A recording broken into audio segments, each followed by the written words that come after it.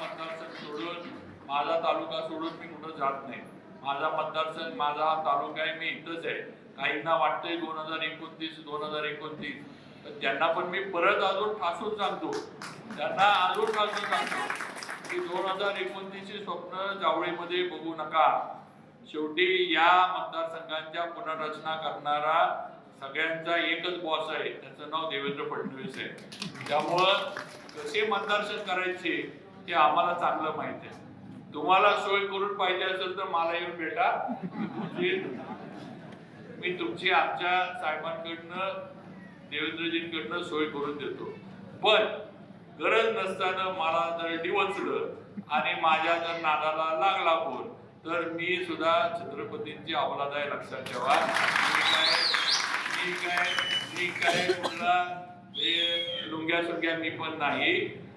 सदाभाऊंनी सांगितलं, आता सदाभाऊंची मला वाटतं थोडी माफी आम्हीच मागितली पाहिजे सातारकरांनी, कारण भाऊ म्हटले ती वस्तुस्थिती आहे.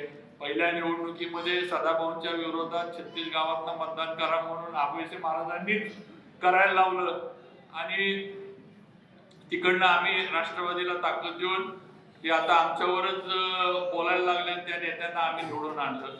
आता ठीक आहे भाऊ, झाली चूक आमची द्यावाला आमच्या वडिलांची, काय करायचं. आता वडील नाहीत पण आम्ही आता त्यांच्या वतीनं मी माफी मागतो की पुढे जाऊन असं आमच्यावरच गेम होणार होती हे आम्हाला पण कुणाला माहित नव्हतं की ज्यांना आपण साथ देतोय, ज्यांना आपण सत्तेत आणतोय ते 5, 10, 15 वर्षानंतर आपलाच काटा काढायची भाषा करणार आहेत हे आम्हाला माहित नव्हतं. पण झालं आता आम्ही पक्ष म्हणून पवार साहेबांवरचं त्यावेळेचं प्रेम पक्षाची निष्ठा वगैरे या सगळ्या गोष्टी आम्ही मानून केलं.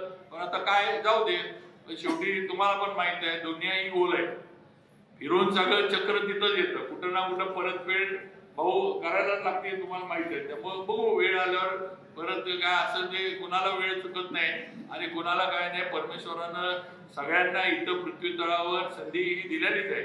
आज ना उद्या कोण ना कोण जे म्हणजे सुपात आहे ते जात्यात येतं आणि जात्यात आहे ते सुपात असं आहे. त्यामुळं कधी ना कधी कोण ना कोण कुठं ना कुठं सापडतं आणि म्हणजे इथं पण भाऊंनी सांगितलं. पण भाऊ एक सांगतो की बरंच इथं पण काय ठेकेदार म्हणून ओरडून गेले. तिकडं केळझरच्या सभेत पण ठेकेदार म्हणून ओरडून कामं शेवटी कामं तर कॉन्ट्रॅक्टर